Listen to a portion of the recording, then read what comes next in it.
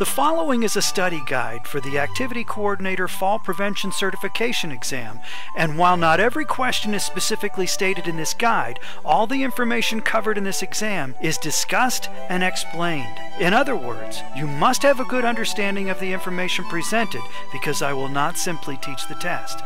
So, if you're ready, let's get started.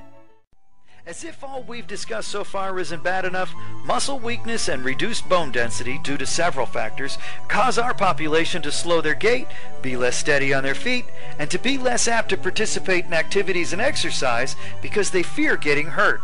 Their older bodies don't heal as quickly as they once did, so conditions of pain and discomfort last longer. Some of the factors that cause muscle weakness in seniors are osteoporosis, osteoarthritis, and muscle atrophy. The body is made up of bone, muscle, and connective tissue. Bones are connected to each other with ligaments. Cartilage and fluid sacs act as shock absorbers, and muscles are connected to bones by tendons. As we age, fluid in the sacs that absorb shock dries and bones start to rub against each other. This allows minerals to deposit like calcium, which can cause stiff joints and even painful bone spurs. This condition opens the door for osteoarthritis to set in, making it very painful every time a muscle is engaged. As we age, we tend to eat and move less, which invites osteoporosis, or a thinning of the bones, and muscle atrophy. As bones thin and muscles disappear, the structure of the body is weakened, causing it to cave in on itself. The spine gets shorter, the neck bows forward, and the shoulders slump downward. Breathing becomes shallower and activity declines due to a difficulty in breathing and generally painful joints. Falling becomes a real danger as with thinner bones and weaker muscles, balance is decreased and bones break more easily upon impact. Though initially uncomfortable, with physical activity this condition can be reversed to varying degrees in all seniors. To the extent that the senior can and will engage, many effects of aging can be reversed or at least slowed.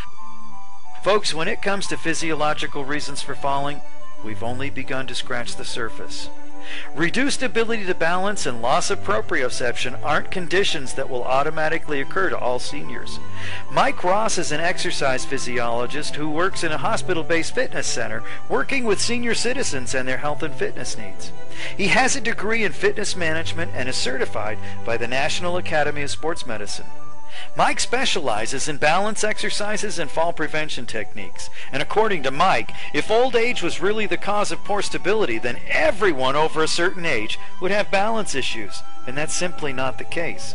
You see, personally, I believe instead that deteriorating balance is the body's natural response to a lifestyle that doesn't exercise your sense of balance. Think about it for a minute. You've probably heard the old cliche, use it or lose it, used in regards to health and fitness. The idea is that if you don't use your muscles, they wither away and you lose strength. Likewise, if you don't exercise your heart, your endurance suffers. The body adapts to demands placed on it. It's the same story with your balance. If your daily life doesn't use your sense of balance very much, that sense will get worse. By living a sedentary lifestyle, you're essentially telling your body and brain, I don't need good balance, and your body will adapt accordingly.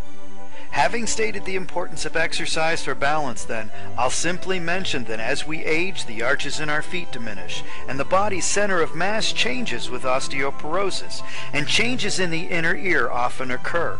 While Mike's absolutely correct, it should also be mentioned that there are many other factors to take into consideration when training our residents. It'll take time and commitment from both the resident and staff to learn to balance these ever-changing and aging bodies. But improvements can be made. Older people have slower metabolisms and they often feel cold. When the body gets cold, it shivers in order to make heat. When residents get wet in the shower, they shiver. In the event that a resident slips while wet and shivering, the body has a reduced chance of catching itself. Why? When the body shivers, muscles and tendons tighten, and we've already discussed how the brain reads tiny twitches in these areas to know if it's falling. Trying to read a tiny twitch when the body is shivering because it's cold is like trying to hear a pin drop at a NASCAR race. It might be wise to control for this by simply increasing the air temperature in the bath area during shower time. Dehydration is often listed as a cause of illness and sometimes in the death of the elderly. Dehydration is often linked to infection, and its link to mortality might be as high as 50%. As the body ages, it loses mass, and with that it loses water that normal bodily functions need. Critical electrolytes are lost, and the body stops certain functions in an attempt to direct water to areas where it's needed most.